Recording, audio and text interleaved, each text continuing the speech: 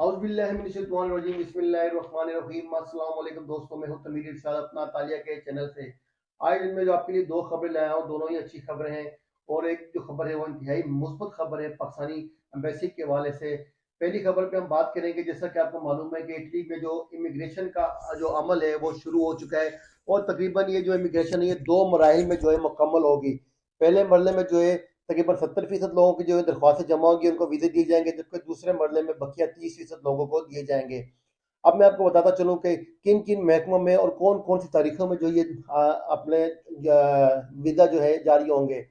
जो पहले मरले में जो हुकूमत ने जो शुरू किया है वो 1 नवंबर से दरख्वास्त जमा होने का अमल शुरू हो गया है, जो कि नवंबर के आखिर तक जारी रहेंगे, जिसमें तकरीबन 70% लोगों के जो है वो वीज़ा जारी किए जाएंगे। हुकूमत ने जो है इस बार जो है दो मराइल में जो है ये 90,000 से ज्यादा वीज़े जारी करने का फैसला किया है, जिसमें पहले मरले में 70%, जबकि आइंदा आने वाले साल में जो है जिसकी डेट जो 1 जुलाई से 31 जुलाई तक रखी गई है, उसमें जो है बकिया 30% लोगों को जो है वो वीज़ा जारी किए जाएंगे।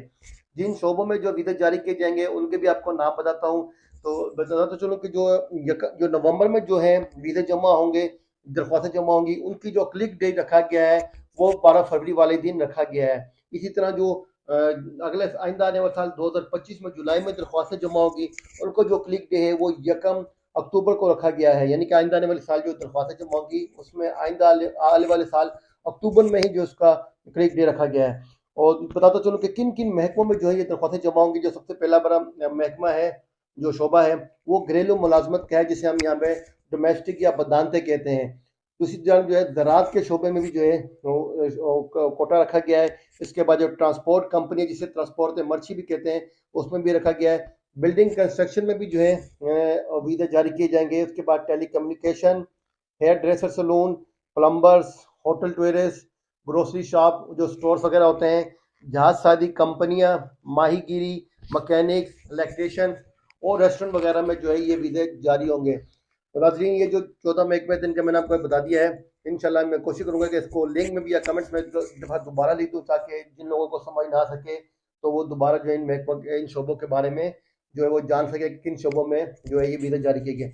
अच्छा, दूसरी जो सबसे अहम बात है, जो काफ़ी दोस्तों के फ़ोन आए थे जिस पर ये वीडियो बनाने का मुझे ख्याल आया, कि वो ये है कि काफ़ी सारे दोस्तों ने फ़ोन किया है कि पाकिस्तान में लोग रब्ता कर रहे हैं कि जी हमारे पास वीज़े मौजूद है इटली के फलां महकमे में ड्राइवर की जॉब है, और जो है ज़राअत के शोबे हैं या दीगर शोबों में। तो दोस्तों, ये बताता चलूँ कि वीज़े किसी के पास भी मौजूद नहीं होते, बल्कि जो लोग यहाँ जिनकी कंपनियाँ रजिस्टर होती हैं, जो यहाँ जो लोग इटली में मौजूद हैं, जिनके नाम पे पात्रताई वही जो जो ये लोग काम कर रहे होते हैं, चाहे वो ज़राअत में हो, बिल्डिंग लाइन में हो, या किसी भी दूसरे शोबे में हो, तो वही जो है वो बाकायदा दरख्वास्तें जमा करा सकते हैं पाकिस्तान से या दीगर ममालिक से लोगों को बुलाने के लिए। उसके लिए जो है आपकी पहले पासपोर्ट की कापी, आपका नाम वगैरह भी जमा होता है, बाकी जो पूरा अमल होता है। ये नहीं कि आपसे पैसे पहले पकड़ लिए, यहाँ से वीज़ा जारी होंगे, जिससे सऊदी अरब या दुबई के लिए होता है कि वहाँ से वीज़े जारी हो जाते हैं एक मखसूस मकदार में। उसके बाद जो है पाकिस्तान में लोगों को जो है हायर किया जाता है, या उनसे डॉक्यूमेंट्स लेके जो है उनको अप्लाई करके वहाँ भेजा जाता है। पाकिस्तान इटली में ऐसा बिल्कुल भी नहीं है।